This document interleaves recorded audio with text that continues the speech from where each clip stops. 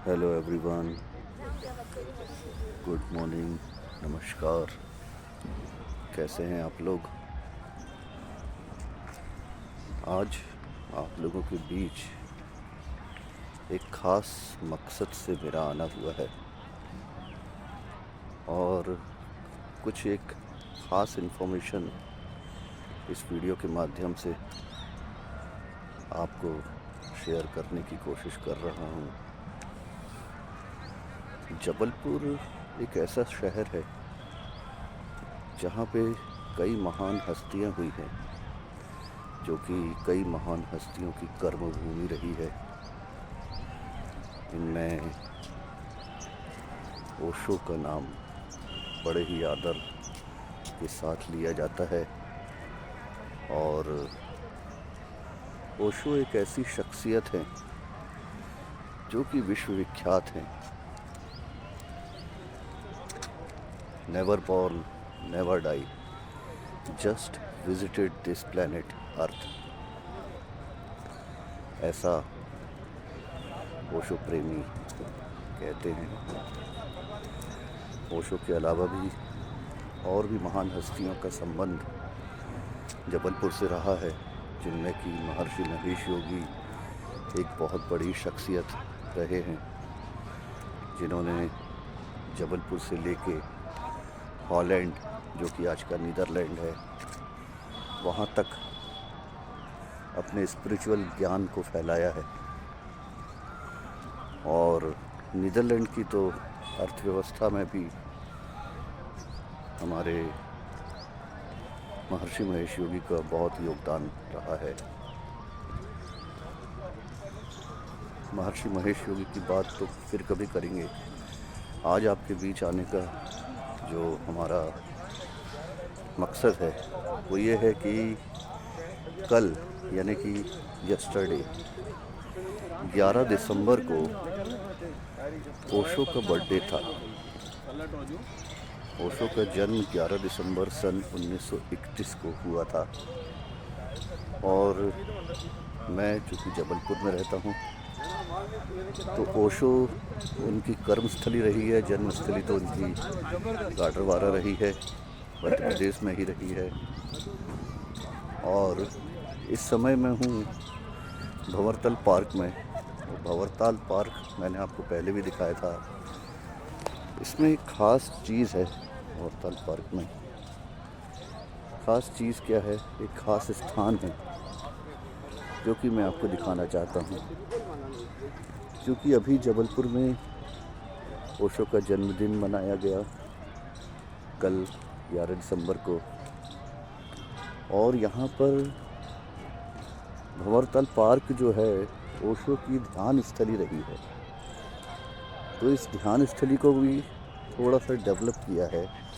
हालांकि ओशो ने कहा था कि जहाँ उनको एनलाइटनमेंट मिला 21 साल की उम्र में 1953, 21 मार्च को एनलाइटन हुए थे, और ये वही स्थान है जहाँ पे ओशो ने ईश्वर को प्राप्त किया था। तो जिनको पता है उनके लिए तो ठीक है। आज मैं उस स्थान के दर्शन आपको कराने जा रहा हूँ जहाँ पे ओशो ने ज्ञान प्राप्त किया था। और आश्चर्य की बात है कि ये स्थान आज भी उतना डेवलप नहीं हो पाया है। हालांकि ओशो ने कहा था कि जो भी उनके मानने वाले हैं वो इस स्थान को ना पकड़ें। शायद इसलिए इस स्थान को इतना महत्व ओशो प्रेमियों ने महत्व तो देते हैं, लेकिन इतना डेवलप करने का जोर सरकार पे नहीं डाला है, जो कि सरकार को करना चाहिए। ये एक ऐसा स्थान है, मैं आपको दिखा रहा हूँ।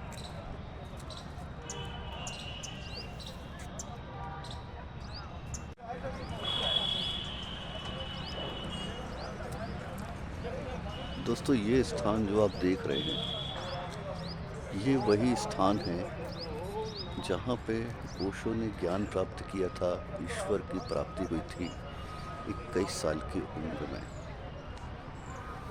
तो ये थोड़ा बहुत डेवलपमेंट इस स्थान में दिखाई दे रहा है अभी। और कल 11 दिसंबर को उनका जन्मदिन था, तो उनका जन्मदिन भी बड़े ही धूमधाम से ध्यान करके ओशो प्रेमियों ने मनाया है। ये जो वृक्ष है, इस वृक्ष का नाम है, ये मौलश्री का वृक्ष है। मौलश्री का जो वृक्ष है, इसी वृक्ष के नीचे भगवान रजनीश या ओशो को ज्ञान प्राप्त हुआ था 21 मार्च सन 1953 को, 21 साल की उम्र में।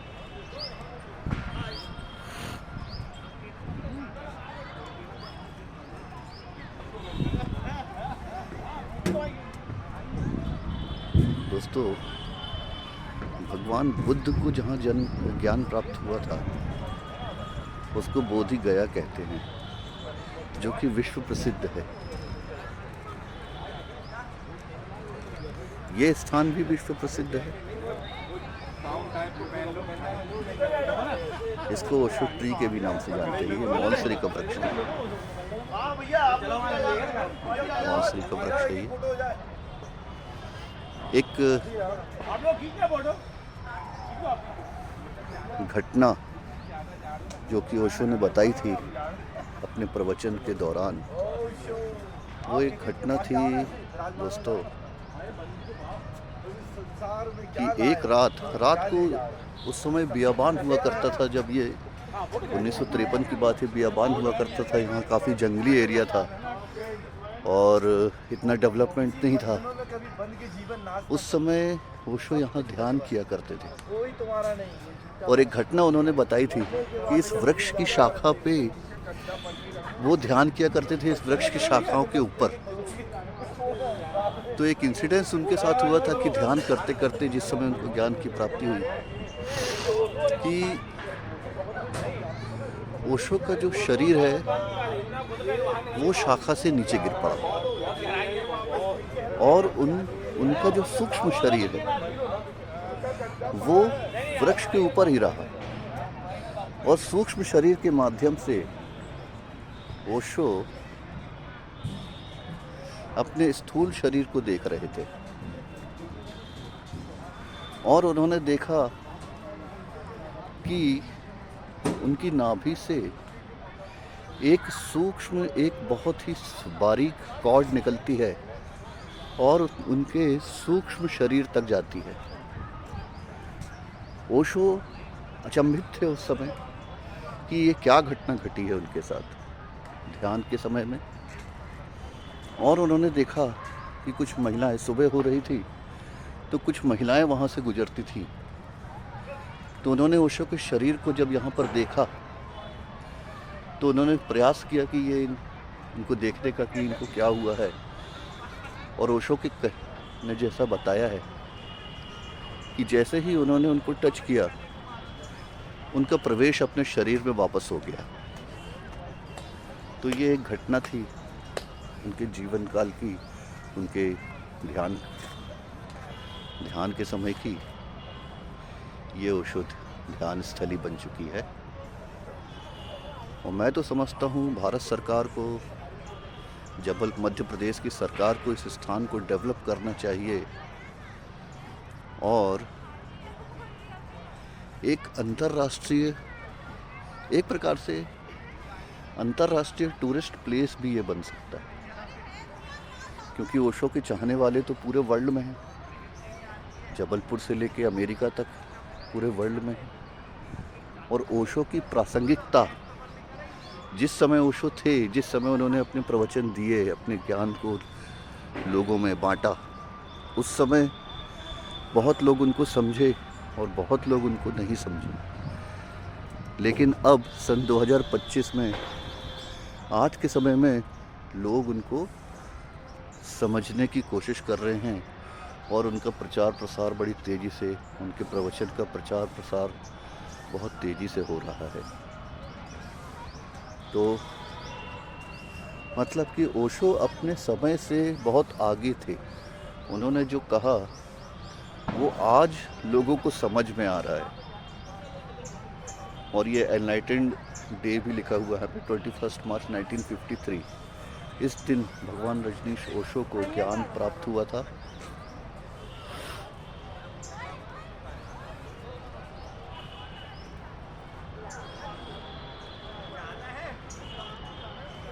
यहाँ से लगभग 4 से 5 किलोमीटर की दूरी पे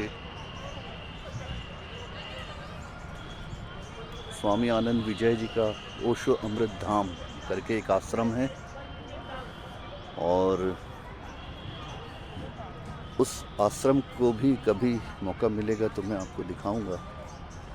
मैंने भी वहाँ जाके और ध्यान किया है, ध्यान करने की कोशिश की है, और मैं खुद भी ध्यान करने की कोशिश करता हूँ ओशो की विधियों के हिसाब से। जैसे कि मेरी जो पसंदीदा ध्यान की विधि है वो है विपश्यना। अगर आपको मौका मिले, शायद आप जानते भी हों, विपश्यना के बारे में आप भी सर्च कीजिएगा, पढ़िएगा।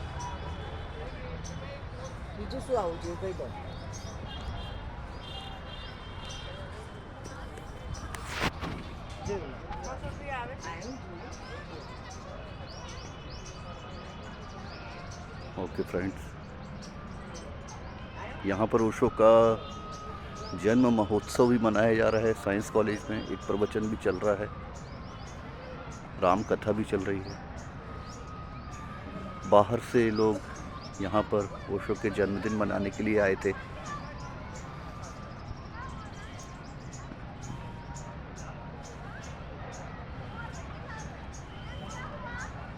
ओके एवरीवन, तो अभी आपसे अभी के लिए विदा लेता हूँ।